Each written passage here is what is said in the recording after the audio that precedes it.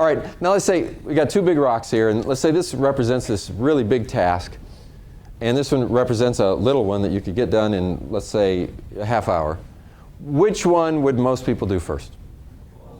The little one, right? Yeah, because it's like, okay, I'm going to work on this, but let's get this little one out of the way. Now, in the half hour it takes you to get this out of the way, 10 more will come in to fill its space. You know, if your philosophy is I'll start this one when everything else is done, you'll never get to it. And that's how procrastination happens a lot of times. And let's use some terminology, okay? What is a task? I'm using the word task. A task is something that you can do in 2 hours or less. If it takes more than 2 hours, it's not a task, it's something else. What is it? Let's call this a goal. A goal is something that you want to accomplish that you made a commitment to, but you really don't know where to start. And a project is a goal that you've subdivided into pieces and you know where to start. In fact, you pretty much know how to tackle this whole thing. And if anybody's ever used project management software like Microsoft Project, you understand that there's a whole science to project management. I'm not saying use project management software. I'm saying that if you could just even carve out the next task for this project of what you're going to do, and it's in comparable size with this one, it's a lot easier for you to start working on it. How do you eat an elephant? One bite at a time. Has anybody eaten an elephant? I didn't think so. Okay, so that's a saying. Okay, don't go eating elephants. Okay, one bite at a time. So I have this tool that I use. It's called the 30-minute new project Jumpstart. It's a very simple tool. What it is whenever you get a new project, or you have a goal, or you have anything that you need to do that's going to take you more than 2 hours to accomplish, I don't care what it is, as soon as you take on this goal, you schedule within the first week a 30-minute jump start. That's 30 minutes, that's all it is. And you say, I'm going to take 30 minutes, I'm going to do it on Tuesday afternoon from 2 to 2:30. What am I going to do? During that half hour, I'm going to look at this big elephant, and I'm going to think about, where do I start? What is the first bite? And I'm going to figure that out. My objective is to determine what the next task is, and that task has to be something I can do in 2 hours, and then I'm going to schedule that, and I'm done.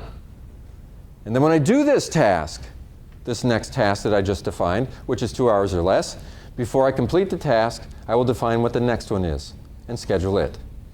And then I'm done. And by defining that little piece and scheduling it, you find that the elephant starts to disappear. And this becomes a habit. And for people who use methods like this, they've eliminated the procrastination habit. And it allows them to get important things done that would have been put off otherwise. Now let's say this is your garage. You've been using it as a sort of a catch-all. You've been stuffing stuff in it for a long time. And that old car that you have, really, you know, it's okay to have it sitting out. You don't need it in the garage, but you finally, this is the year you got that loan from the credit union and bought yourself a new car. And now you go, well, I need to park that in the garage. Then you look at your garage and say, well, is this a task or a project? Okay, it's not a task. You're not going to get this cleaned out in 2 hours. It took you a long time to get it this way. It's going to take you a long time to fix. Now, what most people do is procrastinate. You could procrastinate and your car is oxidizing outside, and 10 years go by and never put it in the garage and keep telling yourself, one of these days I'm going to clean out the garage. Okay? So what you do is, as soon as you decide you're going to buy a new car, before you even bring the new car home, you say, I'm going to schedule a 30-minute jump start in my garage, 30 minutes this Saturday. 10 o'clock Saturday morning, you open the garage door, some things fall down. You know, the big door hasn't been open for a long time. And you go, oh, look at all that stuff. What is it? And you start climbing over things, and you look in these boxes, and it's a bunch of old records that you don't need anymore, and you write trash on all of those. And you say, what's in these? And you look, and it's like home decorations and stuff that you would never put back in your house. You write Goodwill on those. And you're going through and just marking some things, and 25 minutes have gone by. You say, well, this is a 30-minute jump start. What's my next task? And then you look and you say, well, all these boxes say Goodwill. I'm going to take those to the Goodwill next Saturday. You close the door. Your 30 minutes is up. You've defined the next task. You have a great weekend. Next weekend, You open the door, you pull the white boxes out, you put them in your car, you take them to the Goodwill, you say, what's my next task? You figure out what that's going to be, you close the door, you have a good weekend. Now what's going to happen is one of these days you're going to get in there and you're just going to have that energy level is going to be such that you're going to just end up working for 2 or 3 hours and you say, you know, I'm going to be bringing that car home in about a week. And the energy level goes, but the only reason that you got the energy to really get in there and do it is because you've already started eating the elephant. It's getting that thing started in the first place. That's what the 30-minute Jumpstart does for you. So I put this tool on page 8, and what you do with this is you take all the projects, make 2 copies of it, or maybe more, depending on how many you have. One is for work.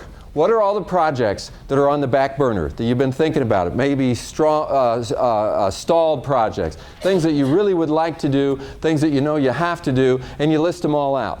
And then you do the same thing for home. All those projects you've been thinking about for years that you haven't gotten started, and you list them all out. And then you go through them one by one. Okay? So you look at it and you say, well, you know, it's been a long time since I've really seriously thought about this.